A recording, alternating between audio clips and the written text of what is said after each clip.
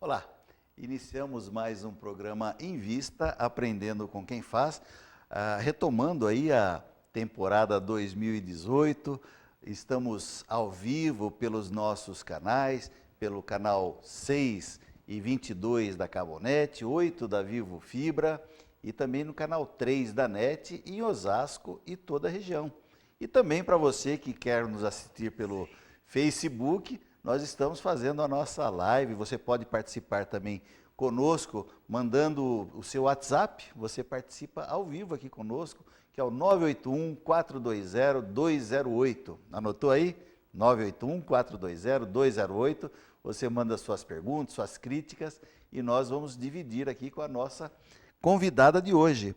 A nossa convidada é uma arquiteta de conteúdos. Eu não tinha ouvido esse termo ainda, mas eu achei muito legal. E a Thalita Chiodi, que chamam também conhecida como Chiodi. Né? Thalita, seja muito bem-vinda aqui aos estúdios da TV Osasco. Muito obrigada. É uma alegria tê-la, Thalita. Principalmente que eu estava vendo aqui a LabVi, que é o laboratório vivo, né? É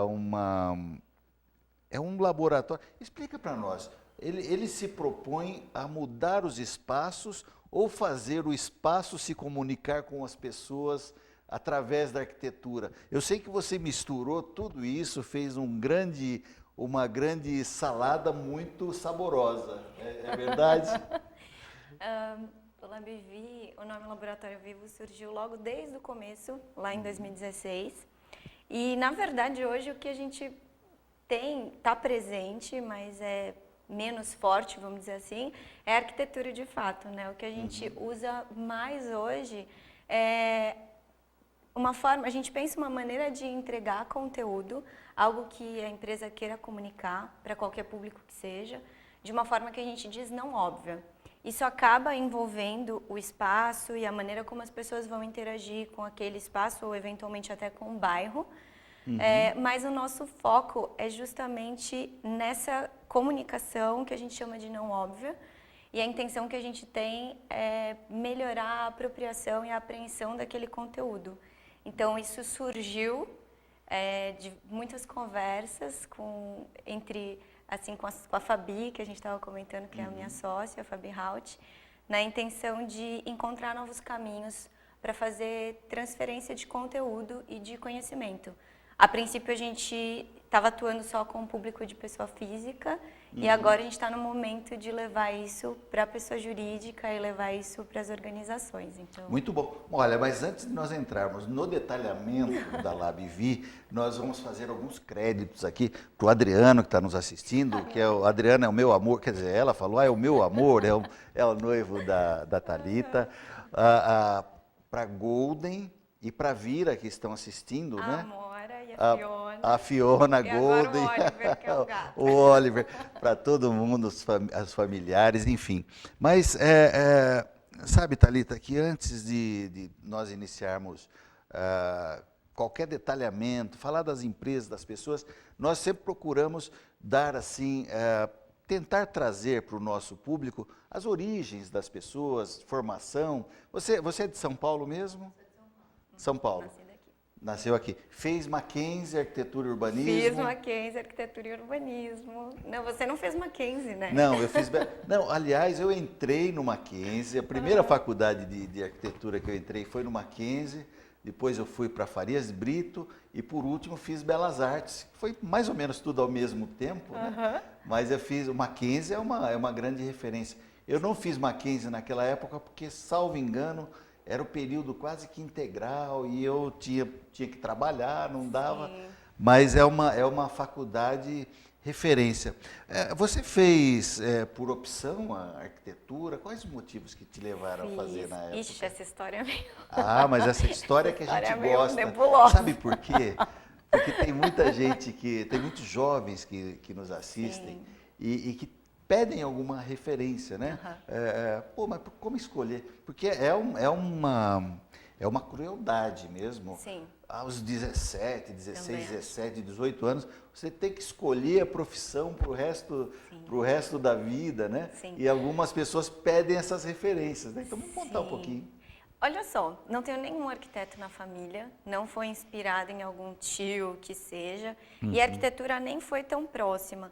Depois, investigando minha história, que uma vez eu fiz um processo de análise biográfica que foi bem interessante, eu fiquei sabendo que quando minha mãe estava grávida e assim que eu nasci, eles estavam num processo de mudança de casa. Então, isso foi bem legal depois, olhando essa biografia. Sim. Mas, a princípio, Paulo, eu tinha em mente prestar engenharia de produção. Eu fiz, na época que eu fiz o colegial, você podia escolher entre exatas, biológicas e humanas. E eu escolhi exatas. A minha ideia era ir para engenharia.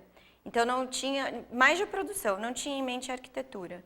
E aconteceu uma coisa que eu tenho um irmão mais velho. Esse irmão mais velho, ele tem uma síndrome que chama Lennox-Gastaut. E por conta dele, a gente conheceu muitas coisas distintas na nossa vida. Pessoas que trabalhavam espiritualmente ou que podiam dar um suporte além da medicina que não deu conta de encontrar uma cura até hoje. Então, a gente buscou bem-estar. Então, por ele, a gente acabou conhecendo muita gente diferente. E teve um cara, que era também por coincidência um oriental, que olhou a minha certidão de nascimento e disse, olha, eu acho que você vai fazer arquitetura, não será a carreira da sua vida, mas você precisa desse conhecimento para transitar para o lugar onde você vai. Essa foi a fala dele. Olha que legal. Na época, eu falei, gente, o que eu faço com essa informação? Eu concordo, eu era muito jovem para tomar uma decisão tão grande assim, né? Tão marcante e que ali ia tomar ali pelo menos 5 anos de estudo na minha vida. Mas acabei indo para um curso de desenho a princípio, porque eu disse que eu vou fazer em arquitetura se eu nem sei desenhar. E eu lembro que em 2, 3 semanas eu desenhava muito bem e eu não sabia. Tanto que na minha prova, a prova prática, né, que a gente tem, eu acho que eu tirei 9, 10, ela fez super bem. E, sei lá, foi uma descoberta. No final das contas, eu amei, sou apaixonada por arquitetura até hoje.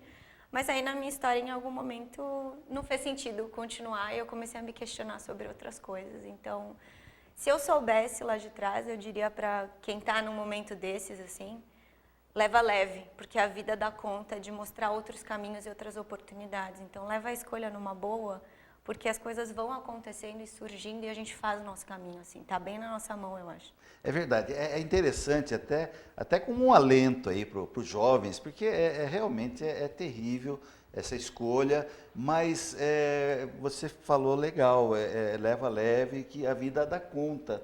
E é verdade, porque eu mesmo, na área de arquitetura, sempre usei, hoje eu tenho essa consciência, assim como você tem, que de alguma maneira a gente acaba usando, assim como o advogado que fez a opção de trabalhar com corretagem de imóveis, com qualquer outra coisa, é importante, é legal, é importante ter a educação, e a educação formal mesmo, das escolas, elas são indispensáveis para qualquer carreira, mas a gente não deve mesmo ficar aí, olha, eu vou ser só um engenheiro, até porque hoje o mundo ele obriga, né, Thalita? Ele obriga você a ser multifunção, né? Sim.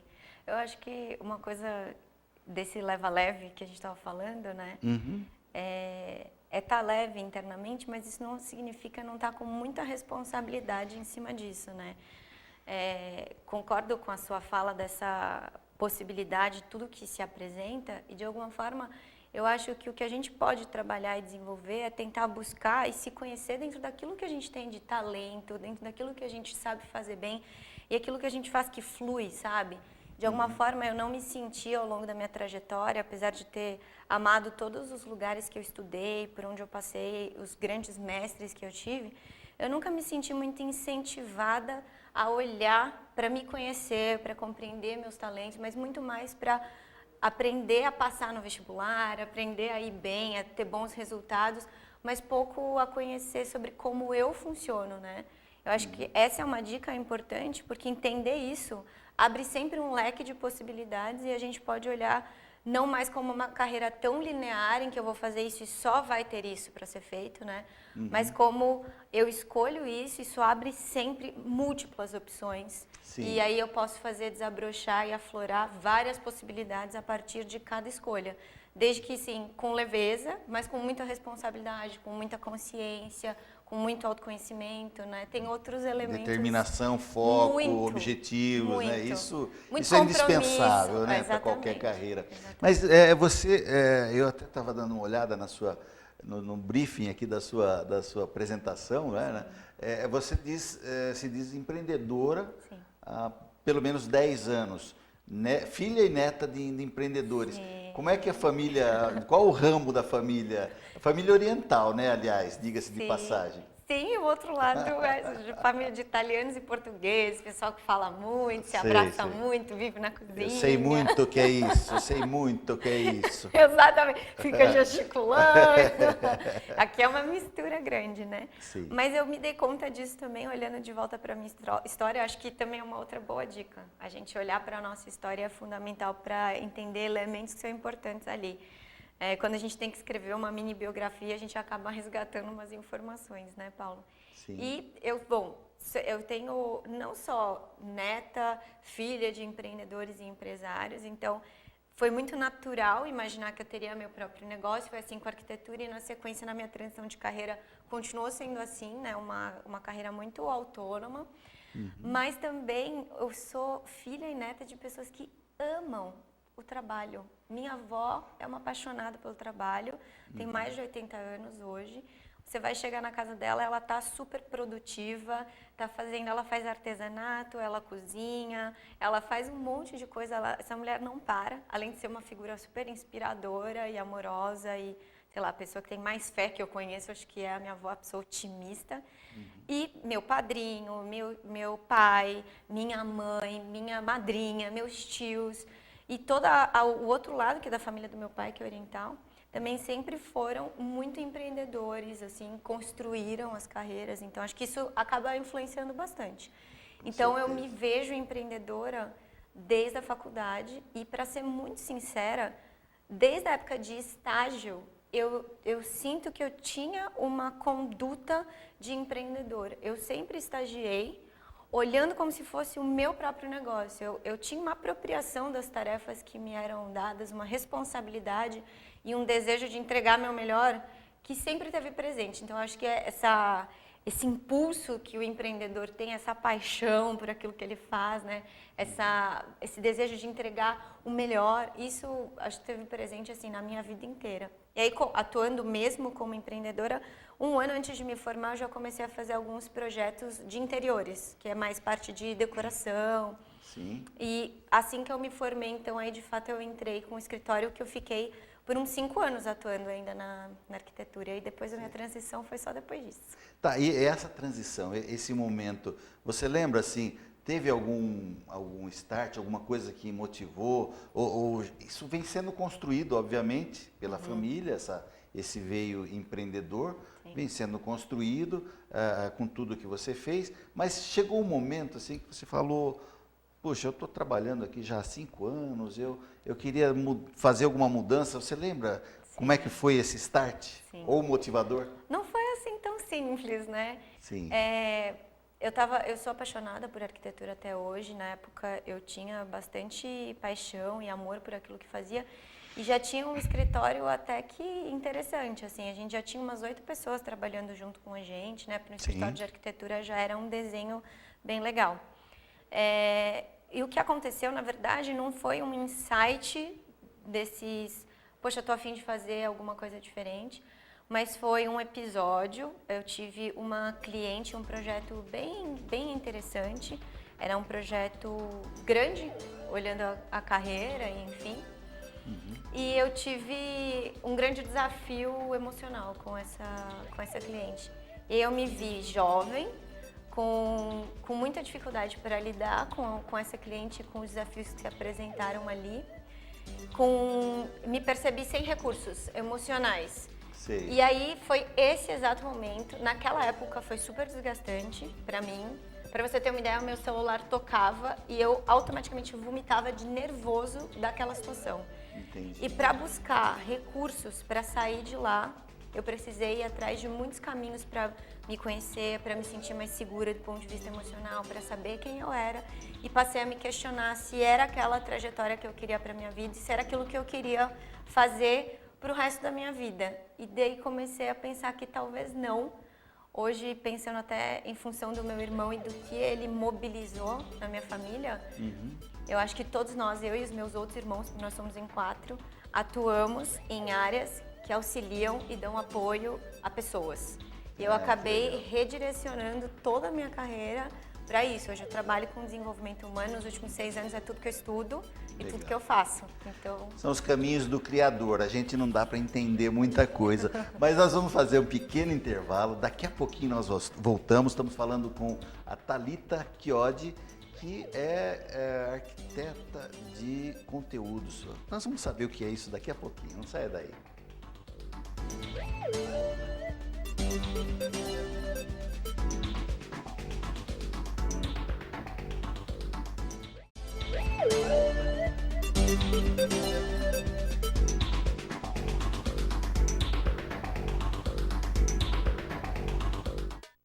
Estamos de volta com o programa Invista, aprendendo com quem faz, falando com a Thalita Chiodi, que é arquiteta urbanista, formada pela Mackenzie, hoje é coproprietária, a sócia sócia proprietária da Lab Video, né? Junto com a Fabiana Haut. Fabiana Haut. A Fabiana, vocês iniciaram o projeto juntos? Já, desde o começo. Foi em 2016. Final de 2016. Um ano e pouquinho. Muito bem. Nós vamos saber o que é agora, então. Explica para nós o que é, de onde surgiu esse termo, que foi um termo criado por você, arquiteta de conteúdos, e aí para dar a explicação do que exatamente a Lab Video faz e de que maneira ela ajuda as pessoas, né? Porque eu vejo isso muito claro na sua fala, de alguma maneira ajudar as pessoas a se comunicarem. Sim. Bom, então o Lab Video surgiu em 2016 mesmo, já desde o começo eu e a Fabi.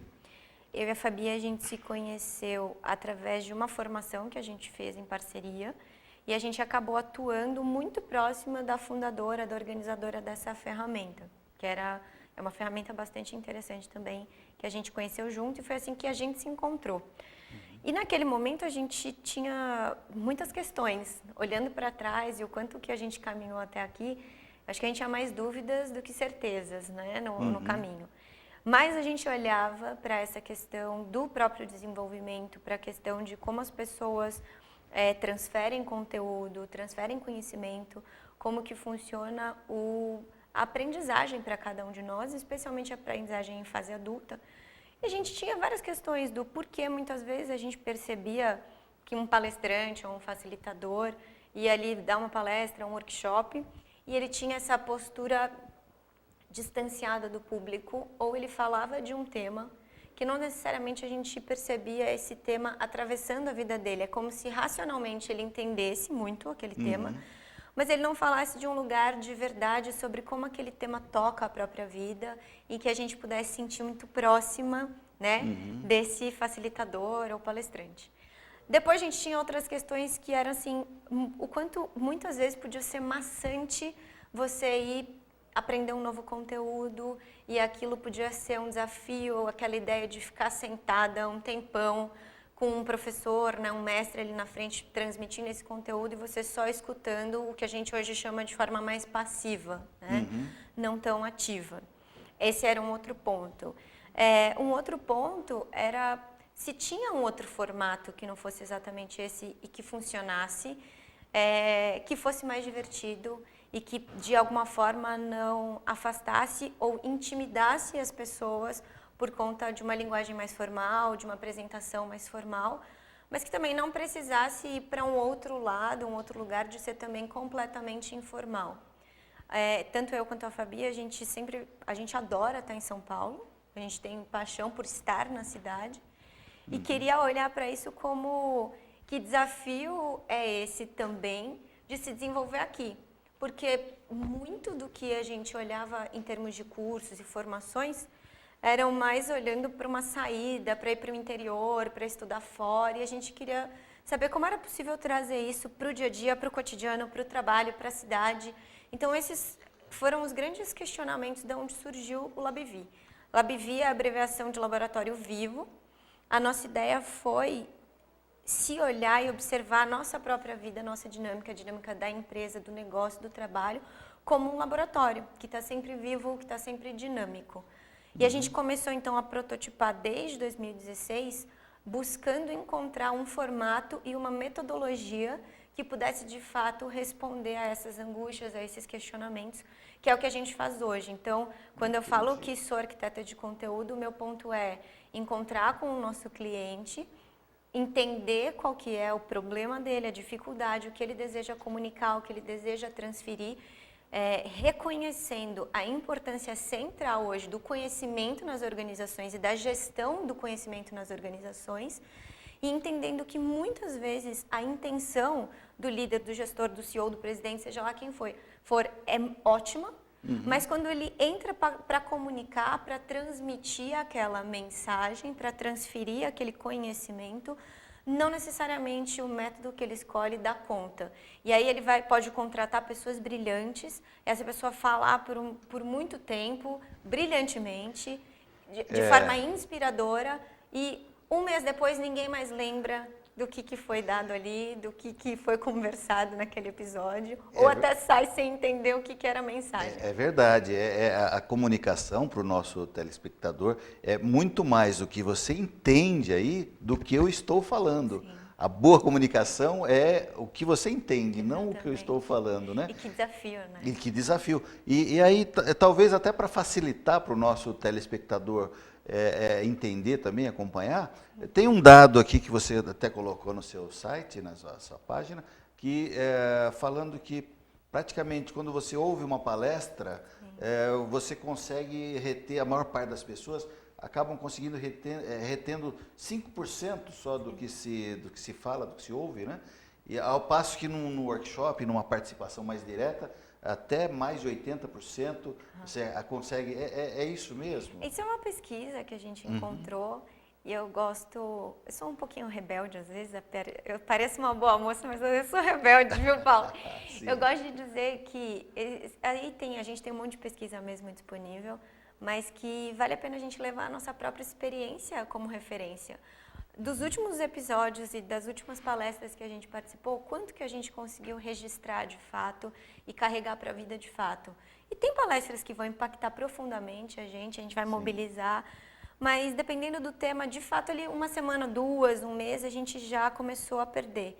E eu falo, em contrapartida, quando a gente aprendeu a andar de bicicleta e que a gente tinha essa conduta muito proativa e que a gente era parte daquela aprendizagem, que ela pode até não ser uma aprendizagem de conteúdo como que a gente está dizendo, mas ela é uma aprendizagem prática, a gente jamais esqueceu. E toda vez que a gente teve ainda uma pessoa que a gente tinha muito vínculo emocional, muito amor por essa pessoa, mais forte essa memória ficou. A nossa memória e todos os estudos que estão relacionados ao funcionamento da nossa memória, que é não só a apreensão, mas também evocação dessa memória, vai dizer o quanto é importante esse vínculo afetivo. Então, o que a gente diz que a gente faz é estabelecer um campo, um ambiente adequado, e não só do ponto de vista da arquitetura, né? Mas um ambiente emocional adequado, com um desenho suficientemente dinâmico, que a gente dá o nome de rodada. Então, a gente não faz palestra e nem workshop, a gente desenvolveu uma metodologia que tem 3 pilares que chama rodada para transferir conteúdo, que tem como premissa isso, a proatividade, e que tem como premissa o vínculo afetivo. Estou ficando apaixonado por esse assunto, viu? Estou gostando muito.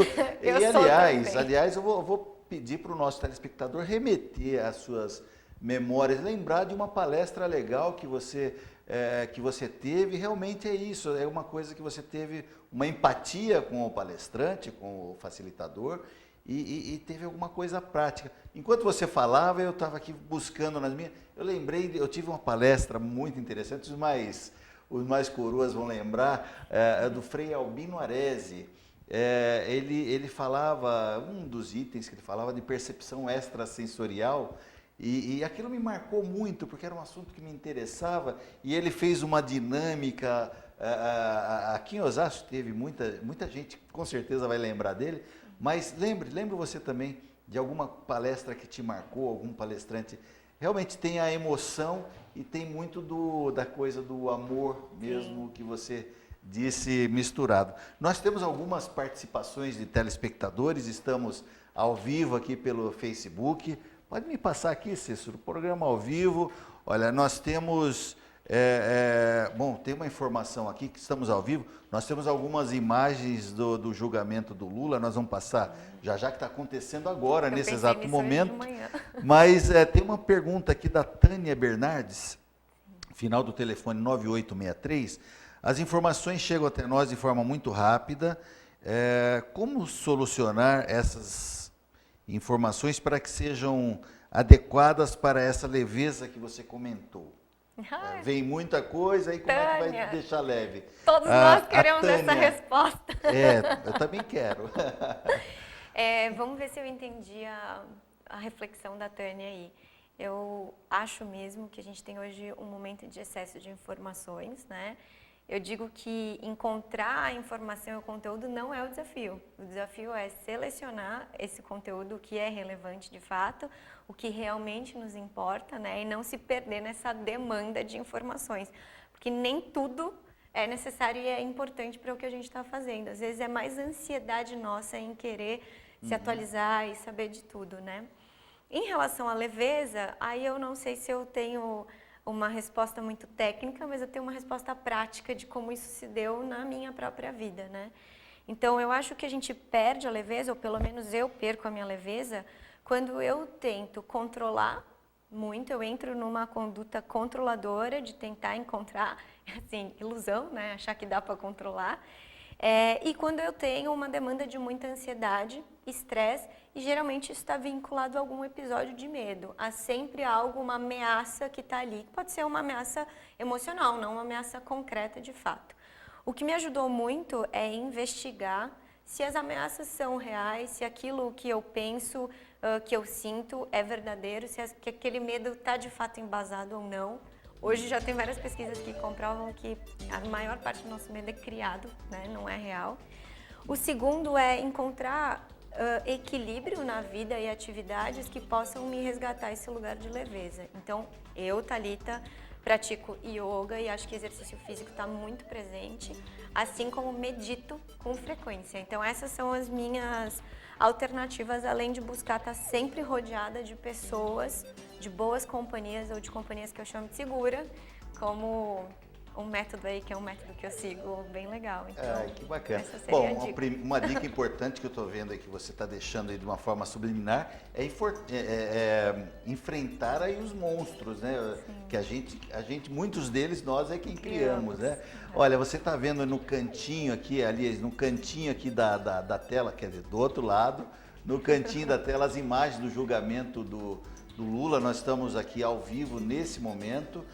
Eu não sei, nós temos áudio, produção, dessas imagens ou nós... Dá para soltar um pouquinho? Então, bota um pouquinho para a gente ouvir, ver o que está acontecendo, por favor. Posteriormente, ele vai falar que, embora tenha assumido, haviam várias dívidas que não estavam contabilizadas, isso que foi um motivo de uma das reuniões posteriores dele com o João Vacari. Enfim, esse é o contexto pelos quais assumiu a obra, e após discorrer disso, disse ele, a cota diz a respeito a essa outra unidade, que era um apartamento tipo. O senhor, depois, que nunca foi, na verdade ela já estava reservada, embora a cota falasse do apartamento tipo, essa era a 64A que estava reservada, perguntaram, o senhor poderia negociar então o 141? 141, exatamente, e foi negociado. Daí, você que está acompanhando o Em Vista ao vivo, também está passando, está rolando nesse momento o julgamento lá em Porto Alegre do Lula, e nós estamos aí próximo do encerramento do nosso programa. Quero deixar um abraço a todos. Até mais, o Em Vista vai ficando por aqui.